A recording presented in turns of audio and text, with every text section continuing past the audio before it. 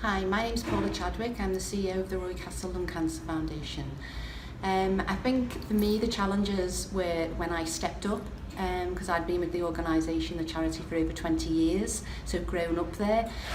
Started off as a PA, made my way up into Director of HR, and then the opportunity came for me to become the Chief Executive, which was great, scary as hell, I have to say. But I did find one of the biggest challenges was not just about my confidence in myself, but actually one day I was sitting around the table with the rest of my senior management team, and I was one of them. So the next day I was come in and I was the leader of this marvellous charity, but everybody was suddenly looking for me for the answers, and I was like, wow, how did that happen? Okay, so Paula, how did you originally find out about the WLA? Okay, so originally one of my trustees on the board, Mr. Andy Cartman, asked me would I give up some time and meet a ex-colleague of his, Sandra Green, the marvellous coach, to do some interviews. She was doing interviews with inspiring women, so that's how I started. Yes, because you are an inspiring woman, aren't you? I did my best. And what was it about the WLA that attracted you and made you think, yeah, actually I'm going to give that a go? Because I know it's a big step, isn't it? So. Yeah, well for me, when I met Sandra, I really clicked with her. She was my type of person, really down to earth, really warm and engaging, and I thought, okay, this could work, let's give this a go. I think what I was looking for was a networking of like-minded people, but a safe environment that I could talk about the challenges I felt, so I didn't feel so isolated and, you know, all the answers were with me, they're not. And also, for me, the biggest thing was I wanted the how-to, not just this is what I did and this is how I got here, but how does that help me with my challenges, and how do I get over the obstacles and things I've got. Okay, so what were some of your concerns about joining the WLA, Paula?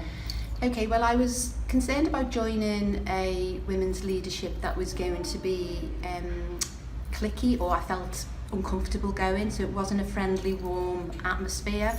I also wanted to ensure that the disciplines were right across the board, so it wasn't just a charity sector in my business, you know, there were other finance, retail, other businesses, so that I could talk about not just from my perspective in my business, but get the experience of a wider audience of people. Great. So what have you found? You've been in it since the start, haven't you? You're one of our yes. founders, and you're on our steering committee, which has been fantastic. So what have you gained so far from being a member? Now you've been there a couple of years. Okay, so confidence, a great group of people. I've networked and I've met some really good contacts who've helped the charity, you know, whether it's through their retails, giving us donated stock, you know, connections.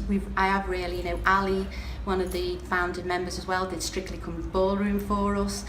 But for me, the biggest advantage is actually having the tools and the how-to. So this is the challenge and this is how you get over it. That has been absolutely incredible, and for me that is the main plus of being here. So what would you say to someone who's perhaps a bit excited about us and is thinking about it but is a bit hesitant about joining? What would you say to them? Okay, I would say it's a real investment in yourself, in your future. It's great, it's a good networking opportunity, we're really, really friendly, we have a really good laugh, but the most important thing what you get away from it is the how-to. It will really help you in how you reach your next goal. So you come to us with, this is what I want to be, this is how do I get there, and that's what you take away with us. And they're not just tools for the day, they're tools that you take away and you can disseminate to your team. And I am still using some of the tools I learned from my first meeting with my team now, and I go back to it every year and revisit where I am, how I need to get there. You know, you can't buy that.